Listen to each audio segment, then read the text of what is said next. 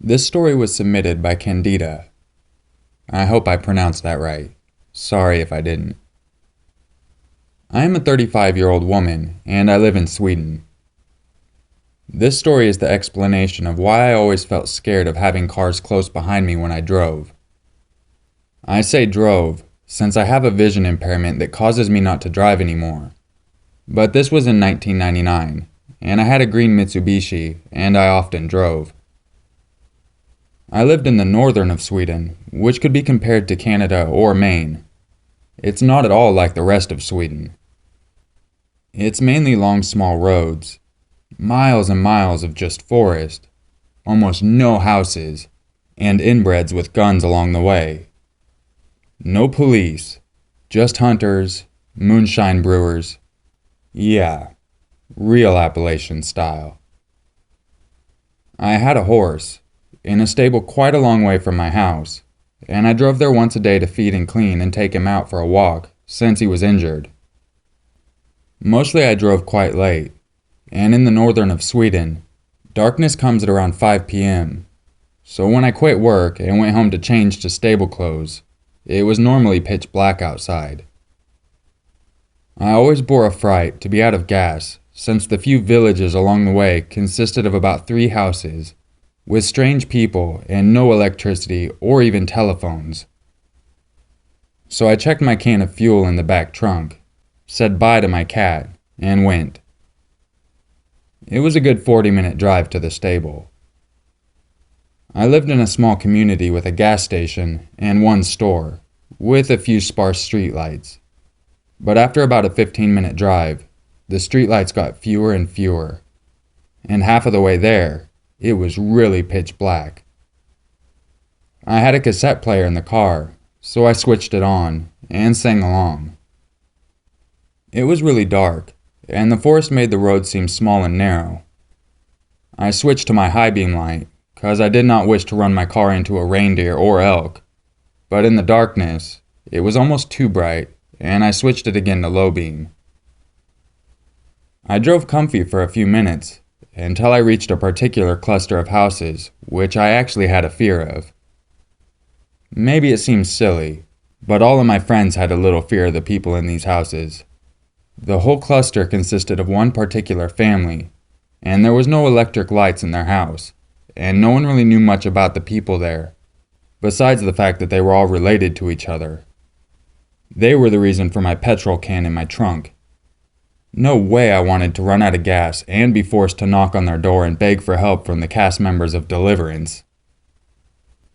I always drove a little faster when I saw the houses. And this particular evening, I saw lighted candles in the windows. They were up doing their business, I thought, relieved when I passed the houses. I drove maybe just for a minute more, and suddenly I got blinded by a strong extra light high beam from behind me. The car was right on my ass, and had really bright high beams on. I almost drove off the road, and got scared and angry at the same time. Where on earth did that car just come from? At first pitch black, and then suddenly right behind me with blinding headlights? I kept driving. I did not want them to see me scared, since I thought it was just stupid kids. I drove for a few minutes, and suddenly the car behind me got switched out. It was all black behind me again. I started to have a strange gut feeling. I wanted to think it was only stupid kids, but again, after a few minutes, the car behind switched on full light again, and I once again got blinded, and now scared. What did they want? Our 2 cars were the only cars on the road for miles and miles in both directions. I was alone on the road with maybe crazy people behind me, with no cell phone. Those weren't very common in the late 90s here, and nowhere to turn around for miles. And I shuddered when I remembered. No one was at home in the house by the stable. I was alone in my car, in the dark, with lunatics. I suddenly slowed down my car, almost making the car behind me run into me, just to see what their reactions would be. They slammed the brakes, and then kept following me, close and with headlights on. I drove as much to the right side as I could to get them to drive by me, but no, they kept driving close behind me. I was actually panicking now. I didn't know what to do anymore. Should I go to the stable and maybe get raped or killed? Or just drive until my gas went out? Or what? I was only 19 years old, and I was terrified. The car behind me switched their headlights on and off, and now they started honking at me, like you do when you want someone to stop, or you want to warn them about something. But I didn't. I kept driving, my mind completely in adrenaline mode. Soon the driveway of the stable was about to come, and I had no idea what to do. But just as there was about 1 kilometer left before I needed to turn, the car behind me switched to normal lights and honked furiously, as yet another car was traveling towards us in the opposite direction. The car behind me drove up right beside me. I had to look into the passenger seat of the ones that had scared me so much, and I tell you, there were no kids, just 2 men, maybe a little younger than middle age, with a gun, and dead serious faces. At first they didn't even look at me. They just sat dead still with their eyes straight forward. But then the driver suddenly looked at me and honked the horn. He looked batshit crazy. They almost collided with the car coming towards us, but managed to drive by me and no collisions happened. Then they drove off. I stopped my car. I actually stopped my car in the middle of the road, almost sobbing, and so grateful for the car that passed us, because everything had felt for minutes like I had appeared in an episode of The Twilight Zone. I went to the stable and did what I needed to do, and shaken and afraid to meet them again, drove home. I never did meet them again, and of course I don't know, but I do think they had evil things in mind for me. I am very grateful for the car that came towards us. It was like a spell breaker. For months, I had my then boyfriend or a close friend in the car with me whenever I drove. For the rest of the time I drove, I did not particularly enjoy having people too close behind my car in the dark.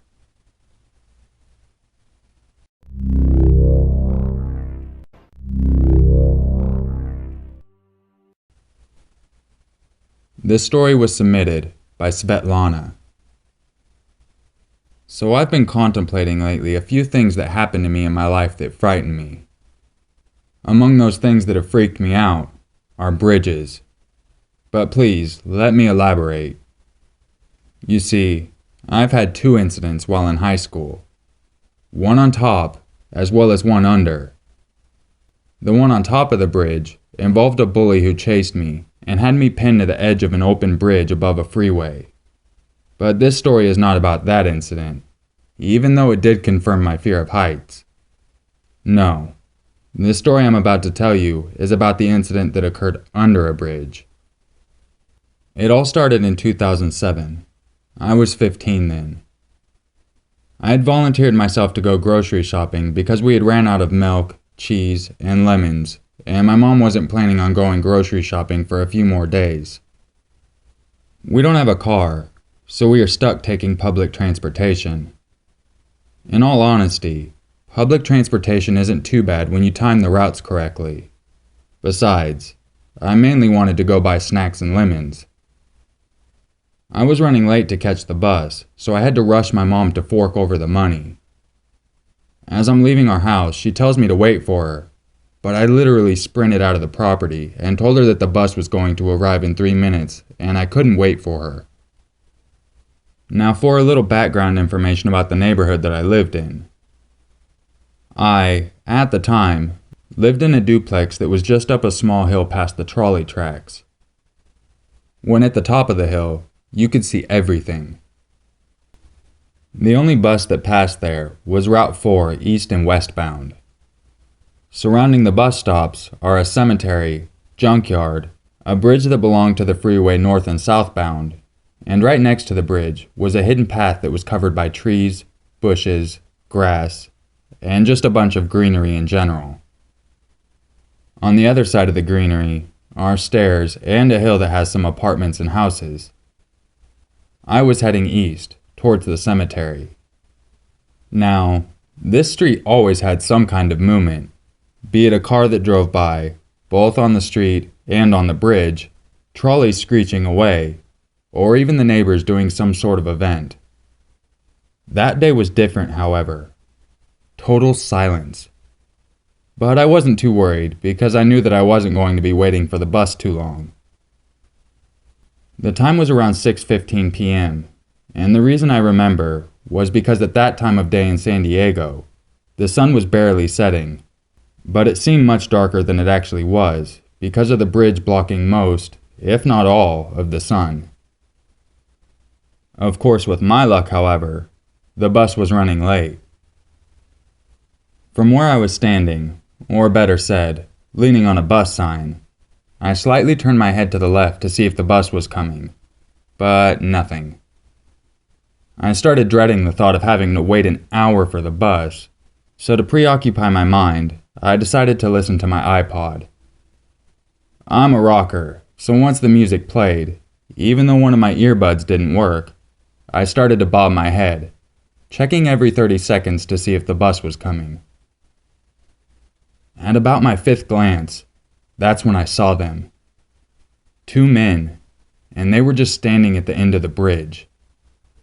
The bridge consisted of 5 pillars on my side of the street, and since the street is curved, when you turn to look, the last thing you see is the 5th pillar. At first, I didn't think much of them because even though my view is blocked, there are houses past that bridge, and I had assumed that they were probably just talking outside of their home. One of the men was really fat. He was black, light-skinned, with red hair.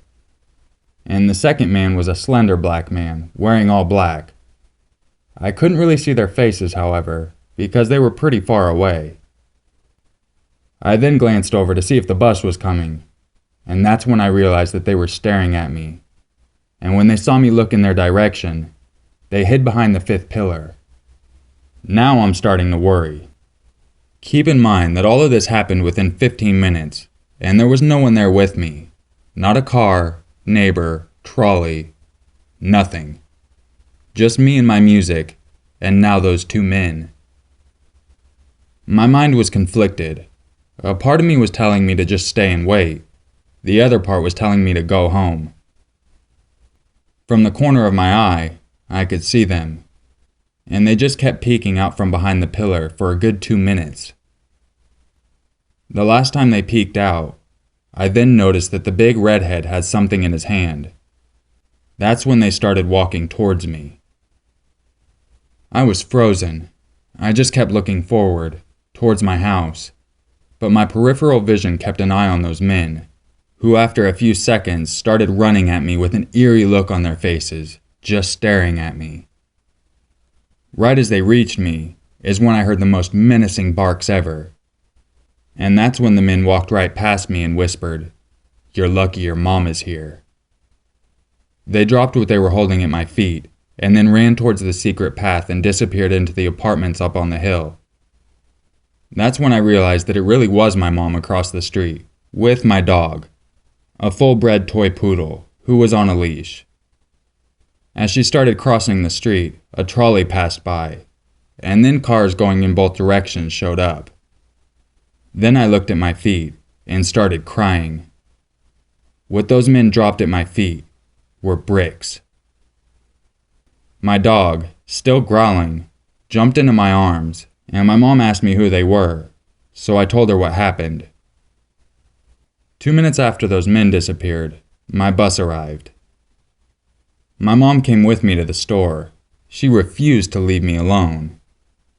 I was, aside from a hermit, a very self-conscious girl, with the lowest self-esteem ever due to the chronic bullying, and to this day, it still puzzles me as to why. Those men had been watching me for who knows how long, and knew who my mom was, which they could have only found out by watching me leave school at 6 in the morning. They also knew that in the afternoons I was alone at the bus. Those men wanted to hurt me, and take me who knows where, maybe kill me, And if my mom and my dog, who is 9 years old now, hadn't shown up, then they would have succeeded in knocking me out with the bricks and taking me without any witnesses. For days I wondered, why me? I wasn't the most pretty girl, nor did I have many friends. I have that face that looks mad all the time, even when I'm not. And because I'm always just looking and listening to music, people mistake me for glaring and ask me if I'm okay. Did I maybe look at them in the wrong way on the bus? At school? So many thoughts, but none answered my painful curiosity. Several days ago, I went back to the bridge to take a few pictures of what could have been the last place I was seen at. I didn't go alone though. My boyfriend who's in the Navy and my best friend came with me. The ride there was fine, but when I got off the bus, my hands were shaking. The pictures are of that place, and the time they were taken was about the same time those men were charging at me, roughly around 6:17 p.m. And if you look carefully, at the fifth pillar is my friend demonstrating my point of view.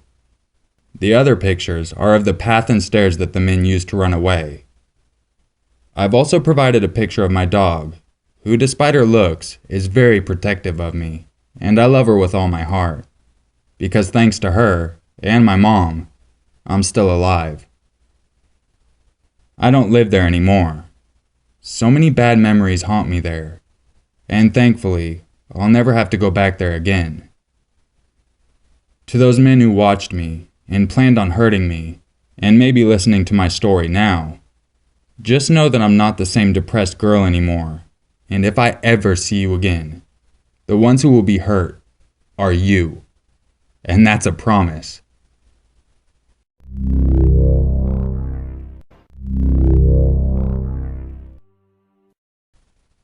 If you enjoyed this video, don't forget to leave a like, subscribe, and share it with your friends. If you would like to submit your own story in, I'll have all the information in the description, but essentially you can message it to me on Facebook or email it to me. So Candida's story, wow, that could have ended really bad, especially if they had a gun on them. I'm really thankful that a car came down the other side of the road.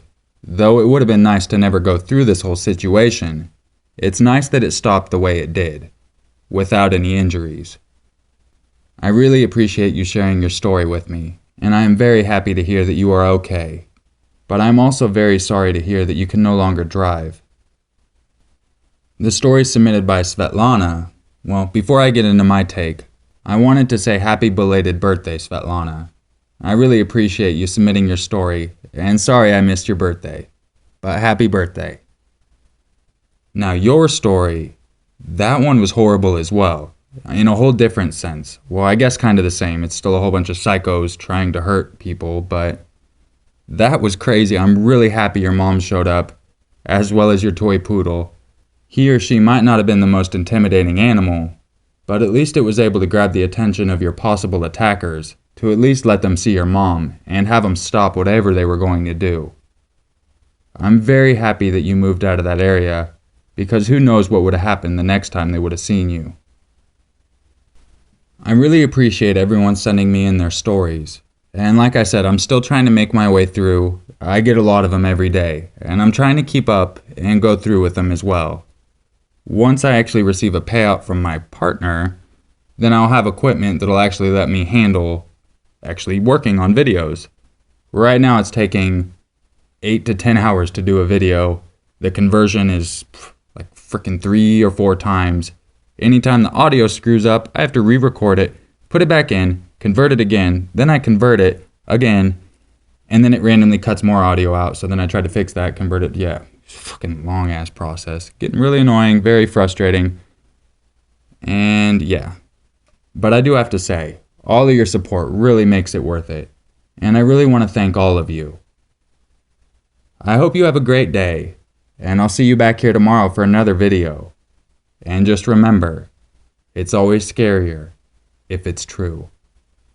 If it's true, baby. Yeah.